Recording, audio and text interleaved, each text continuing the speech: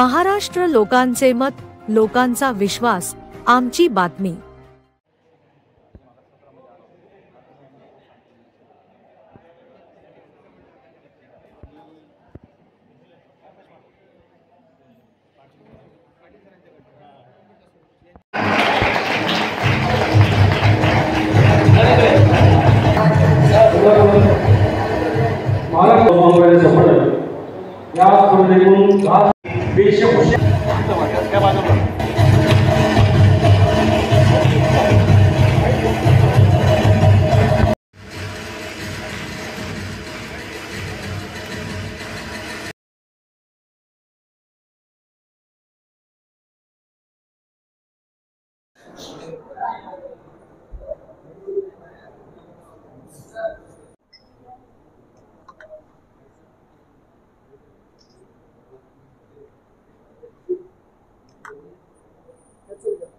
कामगार कल्याण मंडळाला मी धन्यवाद देतो, कारण आम्ही सुद्धा या मंचावरून, कामगार कल्याण मंडळाच्या मंचावरूनच राष्ट्रीय आणि आंतरराष्ट्रीय स्तरावर परीक्षक म्हणून, साहित्यिक म्हणून, लोकसाहित्यिक म्हणून आणि अभ्यासक म्हणून आणि कलावंत म्हणून झळकलेलो आहोत।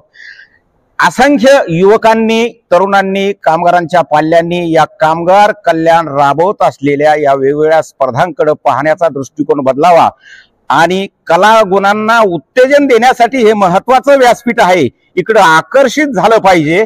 इथूनच आज व्यावसायिक रंगभूमीला जे असंख्य कलावंत मिळालेले आहेत ती आपल्या कामगार कल्याण मंडळाची देण आहे। मी मनपूर्वक आपल्या सर्वांच्या वतीनं कामगार कल्याण मंडळाला धन्यवाद देतो आणि ही स्पर्धा म्हणून याच्यात सहभागी होऊ नका, तर एक कला गुणाला उत्तेजन देणारं हे महत्त्वाचं व्यासपीठ म्हणून इथं तुम्ही प्रवेश करा।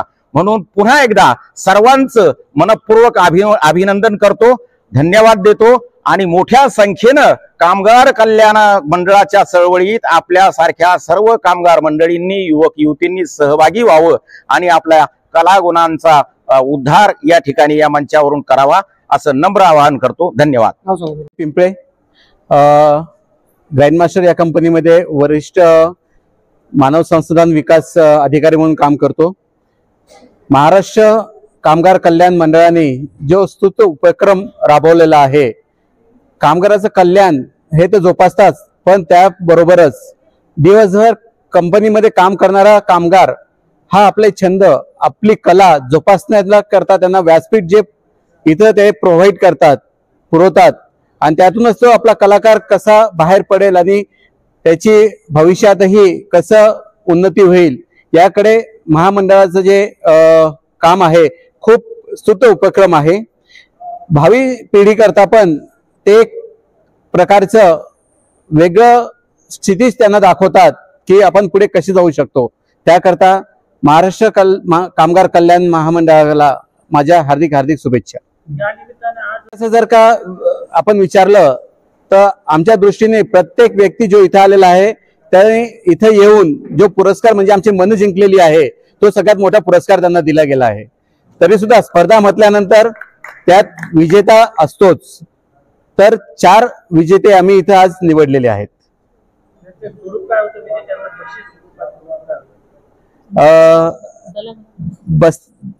बक्षीस जे आहे ते 2000, 3000, 4000 आणि 5000 या स्वरूपात होतं, परंतु त्यापेक्षाही मोठं म्हणजे त्यांना इथं जे स्फूर्ती मिळालेली आहे आणि भविष्यातील वाटचाली करता जे त्यांना इथं प्रोत्साहन मिळालेलं आहे ते हे पैशात मोजणं इतकं नाहीये, एवढंच मी सांगू इच्छितो। मी विश्वनाथ दाशरथे। कामगार कल्याण मंडळ दरवर्षी ज्या स्पर्धा घेतं, 25 वर्षांपेक्षा जास्त काळ या स्पर्धा कामगार आणि त्यांच्या कुटुंबियांसाठी सातत्याने चालू आहेत आणि अनेक चांगले चांगले कलाकार या मंचावरनं पुढे आलेत। मला तुम्हाला सगळ्यांना या निमित्ताने सांगायला आनंद होतो की याच मंचावरती स्पर्धक म्हणून, या स्पर्धेसाठी परीक्षक म्हणून आणि आज या कार्यक्रमाचा अध्यक्ष म्हणून मी तुमच्या सगळ्यांच्या समोर उभा आहे। मला वाटतं हे त्यातलं सगळ्यात चांगलं उदाहरण आहे की अशा पद्धतीने कलाकार घडवण्याच्या प्रक्रियेमध्ये कामगार कल्याण केंद्र हे स्वतःची खूप मोठी भूमिका बजावतंय।